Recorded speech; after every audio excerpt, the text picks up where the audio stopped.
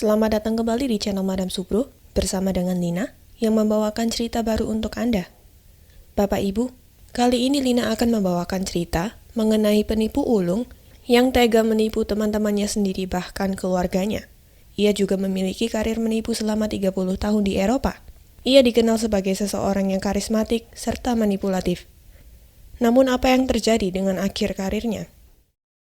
Mark Acklem lahir dari keluarga pekerja yang terhormat di Inggris.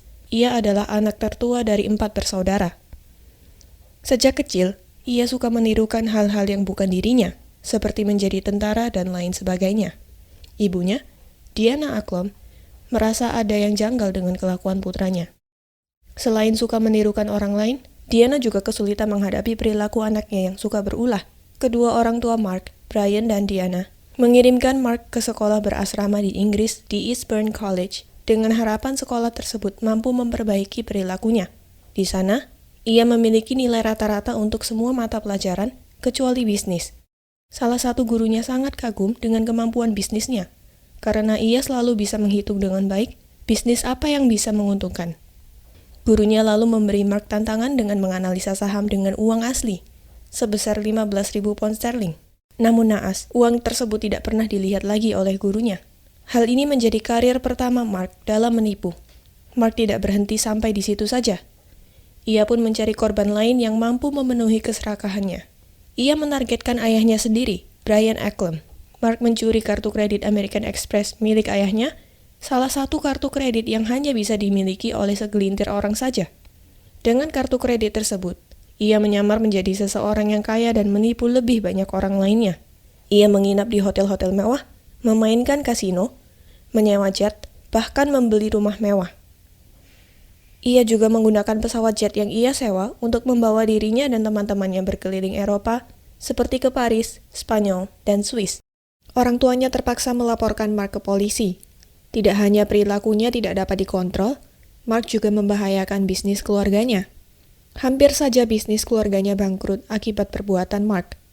Mereka bahkan terpaksa menjual rumah mereka dan tidak menyekolahkan adik-adiknya untuk membayar hutang yang Mark buat. Pada tahun 1991, Mark pun dibawa ke pengadilan untuk pertama kalinya. Ia mendapatkan hukuman 4 tahun penjara untuk kalangan anak muda dan dibawa ke Felton, Inggris. Ia menolak putusan pengadilan untuk mendapatkan bantuan psikis. Padahal banyak yang mengasumsi bahwa ia butuh tenaga profesional untuk kondisi mentalnya. Orang tuanya berharap bahwa dengan ia di penjara, Mark akan mampu berubah sedikit demi sedikit atau bahkan berubah total. Namun apa yang mereka harapkan tidak terjadi.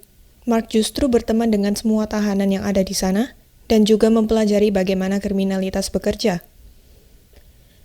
Suatu hari, Mark membuat artikel di website yang berisi keluhannya.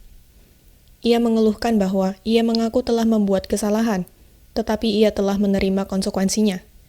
Selain itu, saat itu Mark belum berusia 17 tahun ketika ia melakukan tindak kriminal. Ia merasa bahwa hukuman yang diberikan terlalu berat dan bisa mengacaukan hidupnya dan masa depannya. Artikel tersebut mampu menarik perhatian pengadilan. Hukuman Mark dikurangi menjadi 2 tahun penjara dan ia akan bebas pada umur 20 tahun. Kali ini Mark berencana untuk berumah tangga. Ia pun menikah pada tahun 1997 dan memiliki 2 anak. Namun terdapat hal janggal pada sertifikat pernikahannya. Ia bekerja sebagai administrator, tetapi di sertifikatnya ia mengaku bahwa ia bekerja sebagai barista. Selama 3 tahun ke depan, tidak tercatat adanya aktivitas kriminal dari Mark, tetapi ternyata ia berkeliling Eropa. Selama 16 tahun berikutnya, ia menggunakan berbagai identitas palsu dari berbagai investor dan pengusaha, serta menghancurkan hidup banyak orang. Ia juga mematahkan hati banyak wanita. Semua ini dilakukan dengan tujuan menipu dan mendapatkan uang dari korbannya. Pada tahun 2012, ia kembali ke Inggris dan bertemu dengan seorang manajer butik, Caroline Woods. Ia memperkenalkan dirinya sebagai Mark Conway dan mengaku bekerja sebagai bankir di Swiss. Mereka bercakap-cakap sambil mencoba beberapa baju selama 25 menit, dan Mark mengajaknya untuk berkencan. Selama beberapa hari ke depan, Mark terus memberinya hadiah serta mengirim pesan teks kepada Caroline. Sepertinya Mark mampu meyakinkan Caroline bahwa Mark benar-benar jatuh cinta padanya. Caroline pun jatuh cinta pada Mark, dan mereka memutuskan untuk berpacaran. Mark juga mengajak Caroline ke sebuah lapangan terbang, Kimball Airfield, di mana ia bercerita bahwa ia akan membeli lapangan tersebut dan mengubahnya menjadi lapangan terbang antik dan klasik. Jelas Caroline terkagum-kagum mendengarnya. Namun ia lebih kagum lagi begitu mendengar bahwa lapangan tersebut hanyalah sebagai samaran. Mark mengaku bahwa ia adalah salah satu agen MI6 atau MI6 yang merupakan dinas intelijen rahasia dari Inggris. Rupanya dengan ia mengaku sebagai MI6, membuat Mark lebih leluasa untuk menghilang selama beberapa hari, lalu muncul kembali. Setelah beberapa hari menghilang, ia kembali bertemu dengan Caroline dengan tangan yang diperban. Ia mengaku bahwa ia baru pulang dari penugasan dan tangannya tertembak. Di lain waktu, Mark juga bercerita kepada Caroline bahwa ia didiagnosa memiliki tumor otak, sehingga ia dijaga oleh polisi ketika berada di dalam rumah sakit. Ia mengaku bahwa pemerintah Inggris takut jika ia membocorkan beberapa rahasia, sehingga perlu dijaga oleh polisi. Caroline pun percaya, karena ia pernah mengunjungi Mark sekitar 2 kali di rumah sakit. Beberapa hari setelah Mark sehat kembali, Mark telepon dengan seseorang. Caroline tidak dapat mengetahui percakapan mereka, namun ia mampu mendengar apa yang Mark katakan. Sepertinya Mark sedang bercerita di teleponnya bahwa ia kesulitan di kondisi finansialnya, sehingga tidak mampu meneruskan beberapa proyek. Selesai menelepon, Caroline bertanya kepada Mark, apa yang ia bicarakan di telepon. Mark mengaku bahwa itu bukan masalah besar dan ia bisa menyelesaikannya. Caroline, yang dimabuk asmara, menawarkan untuk meminjamkan uangnya hasil dari menjual rumahnya. Caroline pun meminjamkan sekitar 26.000 pound sterling dan beberapa dana lain yang ia miliki. Bagaimanapun juga, Mark tidak berhenti sampai di situ saja. Mark pernah menjanjikan Caroline bahwa mereka akan segera menikah dan berkeluarga. Hal ini benar-benar membuat Caroline percaya sepenuhnya kepada Mark, sehingga ketika Mark memintanya untuk meminjam uang sebesar 750.000 pound sterling dari bank lokal, hal ini dilakukan oleh Caroline tanpa keraguan. Setelah mendapatkan uang yang besar dari Caroline, pelan-pelan Mark mulai mengabaikan berbagai telepon dan teks dari Caroline. Caroline, yang tinggal sendiri di rumah Mark, terisolasi dari keluarga dan teman-temannya. Setelah beberapa lama tanpa kabar dari Mark, Caroline yakin bahwa ia ditipu oleh Mark. Caroline melaporkan hal ini ke polisi. Polisi tidak menanggapinya dengan serius dan meminta Caroline untuk mengisi form secara online. Berminggu-minggu ia menunggu hingga akhirnya seorang detektif merespon. Namun Caroline tidak puas dengan pekerjaan polisi yang butuh waktu berbulan-bulan tanpa hasil untuk menginvestigasikan Mark. Caroline tentu kesal karena ia tidak hanya memberikan hati dan perasaannya, tetapi juga seluruh hartanya, bahkan berhutang untuk Mark. Caroline putus asa melihat pekerjaan polisi tanpa hasil. Ia pun menghubungi seorang jurnalis kriminal, Martin Brun, untuk membantu menginvestigasikan kejahatan Mark. Martin membutuhkan waktu 4 tahun untuk mengungkapkan satu persatu dari berbagai tindakan Mark. Ia harus pergi ke berbagai tempat di Eropa, termasuk tempat-tempat mewah dan berkelas. Hal pertama yang ia ketahui bahwa ternyata Mark telah tinggal di Inggris selama 2 tahun sebelum berkenalan dengan Caroline. Ia juga memiliki istri kedua yang tinggal bersama dengan mereka. Petunjuk besar yang Martin temukan berasal dari Kimball Airfield. Di sana, ia bertemu dengan Chris Frampton, salah satu korban penipuan Mark. Ia bertemu dengan Mark yang memperkenalkan dirinya sebagai Zack Moss di sebuah pameran mobil dan pesawat antik. Chris mengira bahwa Mark membayar seluruh biaya pameran, padahal tidak sama sekali. Di sana mereka bercakap-cakap dan Mark menceritakan bahwa ia ingin membuat konser band rock di pertandingan Formula 1 atau F1. Frampton terkesan dengan Mark dan tidak lama kemudian Frampton bekerja untuk Mark. Selama 2 bulan Chris bekerja, selama 2 bulan pula ia tidak memiliki pemasukan. Chris mulai menyadari hal ini dan melaporkan ke polisi. Mark sekarang harus membayar biaya kerugian sebesar 20.000 pound sterling pada Chris, tetapi tidak sepeser pun diterima oleh Chris. Padahal kerugian ini tidak hanya dirasakan oleh Chris sendiri, tetapi juga keluarganya. Martin menyelidiki lebih lanjut. Ternyata ada lebih banyak korban dari yang diperkirakan, termasuk institusi besar, seperti sekolah.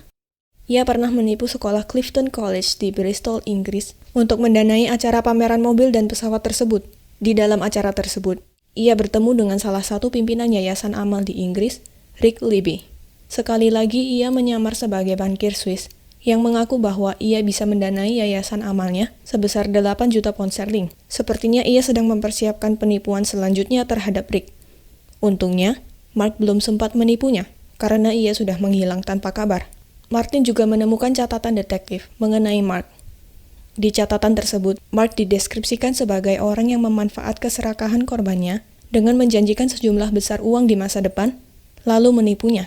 Di catatan tersebut juga dijelaskan bahwa polisi sudah diinfokan teknik penipuan yang Mark gunakan, tetapi mereka tidak dapat menemukan Mark. Selanjutnya Martin mengetahui bahwa Mark sering ke Spanyol, bahkan fasih berbahasa Spanyol, karena istri keduanya berasal dari Spanyol. Di sana Martin mengetahui bahwa Mark menyewa sebuah gedung untuk menjadi kantor properti dan logistik. Dalam waktu sebulan, gedung itu dipenuhi dengan karyawan. Padahal yang memberikan uang sewa gedung bukanlah Mark sendiri, melainkan partner bisnisnya, Fernanda Alemani. Fernanda memberikan uang sewa sebesar 4.000 euro, dan ia tidak pernah melihat uangnya kembali. Namun tidak lama, polisi datang menyergap Mark di kantor tersebut. Mark ditangkap karena kasus penipuan properti. Rupanya ia menjual berbagai properti yang bukan miliknya kepada beberapa orang Spanyol dengan jumlah yang sangat besar. Ia masuk ke pengadilan Spanyol, terutama ketika ada banyak korban yang ia ciptakan di Spanyol. Salah satu korbannya pernah membayar 200.000 euro untuk membeli beberapa apartemen. Saking hebatnya Mark dalam menipu. Bahkan pengacaranya sendiri mengaku bahwa ia adalah penipu ulung.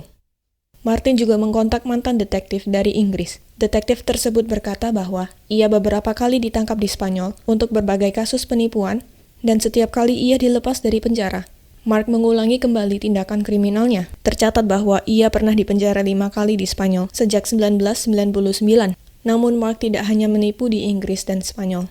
Ia juga menipu di Swiss. Di sana, ia mengaku sebagai pemilik startup baru bernama Swiss Disk, di mana ia mengklaim bahwa Elon Musk akan menginvestasi berjuta-juta franc Swiss di perusahaannya. Seperti biasa, ia menjanjikan profit yang besar kepada calon investor di Swiss dari perusahaan palsunya. Ia pun berhasil mendapatkan beberapa korban. Salah satunya adalah Harold Herborn, di mana ia menyuntik 400.000 franc Swiss. Harold berharap ia akan mendapatkan profit yang besar, tetapi seperti yang kita duga, uang Harold tidak pernah terlihat kembali. Harold bahkan tidak pernah bertemu dengan Mark. Mereka hanya berbicara di telepon saja. Tetapi dengan lihai, Mark menipunya.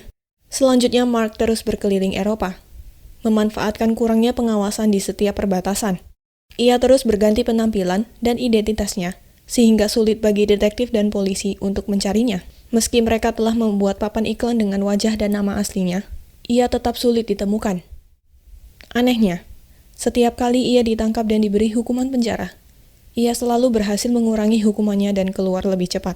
Dengan kata lain, Mark Eklund bisa saja sudah berjalan bebas saat ini, memangsa korban selanjutnya, dan menjalani kehidupannya sebagai penipu. Bapak Ibu, bayangkan memiliki hidup seperti Mark Eklund. Ia terus berlari dan menggantikan identitasnya. Terlepas dari penyakit mental yang mungkin ia miliki, kehidupan seperti ini bukanlah mimpi dari kebanyakan orang. Kita semua tentu ingin memiliki kehidupan yang stabil dengan masalah yang minim. Tetapi Mark justru melakukan sebaliknya. Tidak hanya itu, ia justru menghancurkan hidup orang lain dengan memanfaatkan keserakahan mereka. Bagaimanapun, tentu ada moral yang bisa kita ambil dari kecekatan Mark. Mark memanfaatkan keserakahan orang untuk mendapatkan uang korbannya. Hal ini bisa kita cegah. Keserakahan tentu berdampak buruk, terutama di money management di dunia trading. Jika kita serakah, kondisi mental kita cenderung tidak stabil, dan hal ini mempengaruhi kinerja kita di dunia trading.